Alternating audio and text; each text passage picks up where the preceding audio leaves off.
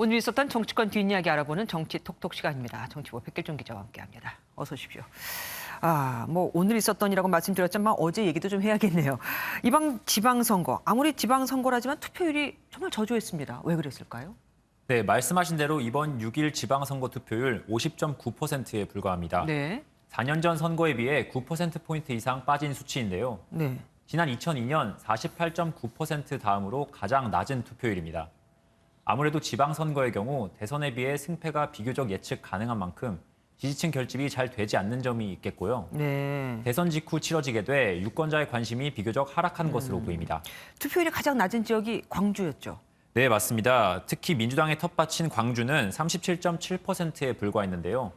4년 전에 비하면 21.5%포인트 낮고 3달 전 대선 때 투표율인 81.4%에도 절반에도 미치지 못하는 수치입니다. 아까 설명하셨지만 그래도 이렇게 수치가 낮은 이유가 있을까요?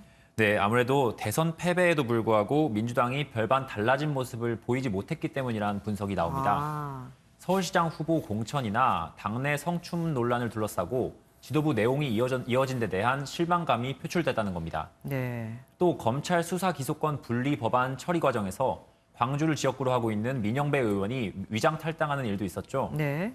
이런 요인들이 종합적으로 작용한 결과라고 봐야 할 것 같습니다. 또 내가 투표 안 해도 당연히 여기선 민주당이 될 텐데 이런 마음도 없진 않았을 것 같습니다. 네, 그렇습니다. 남성과 여성 각 정당 지지율은 어땠습니까? 지난 대선에서도 표심이 갈렸었잖아요. 네, 정확한 수치는 비밀 투표이기 때문에 알 수 없지만 지상파 3사 출구조사 결과로 가늠해 볼 수 있는데요. 이번 지선 출구조사 결과를 보면 성별 간 지지율 격차는 더욱 벌어졌습니다. 지난 3월 대선에서 두 후보의 지지율 격차를 보면 20대 이하 남성의 경우 윤석열 후보 지지율이 22.4%포인트 높았는데요. 네. 이번 지선에서는 두 정당 지지율 격차가 32.2%포인트까지 더 벌어졌습니다. 20대 이하 여성의 경우도 마찬가지인데요. 대선 때는 이재명 후보 지지율이 24.2%포인트 높게 나왔지만 어제는 무려 36.8%포인트까지 벌어졌습니다.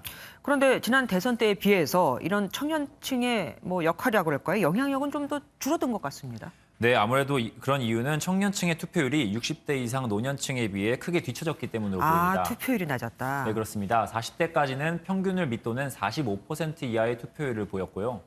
특히 20대 이하에서는 30%를 조금 웃도는 투표율을 기록했는데요.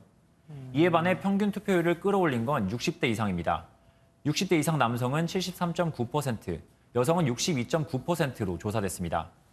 아무래도 60대 이상이 여권 지지 성향이 강한 만큼 이번 선거에서 국민의힘이 승리하는 데 중요한 역할을 한 것으로 풀이됩니다. 결국 투표율이 낮은 건 대부분 젊은이들 때문이었고 민주당에도 악재가 됐다 이렇게 또 볼 수 있겠습니다. 그렇게 봐야 할 것 같습니다. 이번에도 역시 국민의힘은 영남, 민주당은 호남이라는 지역주의 구도가 어쩔 수 없이 또 형성이 됐습니다. 네, 이런 지역에서는 그냥 이긴 게 아니라 얼마나 큰 차이로 이기느냐가 관심사잖아요. 네. 국민의힘은 홍준표 후보가 출마한 대구와 경북에서 70% 후반의 높은 득표율을 기록하며 자존심을 지켰습니다. 시정을 인수하게 되면 잘 하도록 하겠습니다. 앞으로 4년 동안 대구, 경북 미래 50년 준비를 하고 민주당도 호남 세 곳에서 모두 80대의 득표율을 기록하며 압승을 거뒀습니다. 광주에 출마한 강기정 전 청와대 정무수석은 75%에 육박하는 득표율을 기록했습니다. 산업을 키워서 일자리를 많이 만들겠습니다. 광주를 활력 있고 익사이팅한 도시로 만들겠습니다. 한 가지 재밌는 점은 홍준표 후보의 득표율은 지난 대선 때 윤석열 후보의 득표율보다 더 올라간 반면에 강기정 후보와 김용록 전남지사 후보는 대선 때 이재명 후보가 얻었던 득표율에 비해 10%포인트가량 적게 득표했다는 겁니다. 그래요? 아무래도 윤석열 대통령이 5.18 행사에 직접 참여하며 광주 민심을 챙긴 데다가 앞서 말씀드린 대로 광주의 민주당 지지층이 결집하지 못하면서 격차가 소폭 줄어든 것으로 풀이됩니다. 광주를 챙긴 보람이 있겠네요, 국민의힘은. 이번 선거에서 정의당 후보들 사실상 전멸했습니다. 이러다가 진짜 존립 기반까지 무너지는 거 아닙니까? 네, 그런 우려가 나오고 있는데요. 여영국 정의당 대표는 경남지사 후보로 직접 출마했다가 4%를 얻는 데 그쳤고 서울시장 선거에 나선 권수정 후보는 1.21%, 인천시장 선거에 나선 이정미 후보는 3.17%에 그쳤습니다. 광역 기초의원 당선자는 8명에 그쳤는데요. 4년 전에 37명이 당선된 것과 비교하면 초라한 결과입니다. 그러게요. 정의당이 부진한 자리에 원외 진보정당인 진보당이 20명이나 당선시켰는데 대표단은 이러한 성적에 책임을 지고 총사퇴했습니다.